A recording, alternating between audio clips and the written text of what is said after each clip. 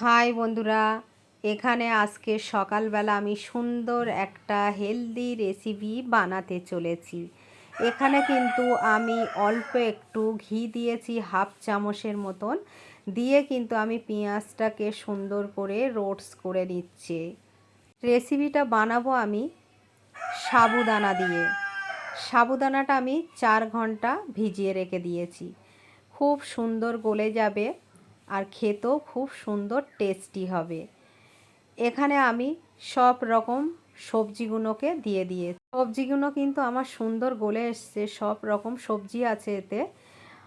এবারে কিন্তু আমি সেই যে ভিজিয়ে রাখা সাবুদানাগুলো সেকে নিয়েছি পানির থেকে, নিয়ে কিন্তু এবারে আমি দিয়ে দিচ্ছি।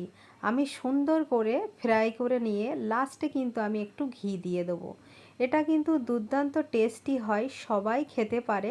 তোমরা কিন্তু একদিন বাড়িতে বানাতে পারো। রেসিপিটা কিন্তু ছোট বড় সবাই খেতে পারে। অনেকে ভাত খেতে ভালোবাসে না, এটা কিন্তু ভাতের বদলে তোমরা খেতে পারো। ভাতেরই মতন লাগবে, খেতেও কিন্তু খুবই টেস্টি হবে। আর এখানে কিন্তু আমি লাঞ্চের জন্য রেডি করে নিয়েছি। এখানে আমি 2 পিস মাছ নিয়েছি, সব রকম স্যালাড নিয়েছি। এটা হলো আজকে দুপুরের লাঞ্চ আমার।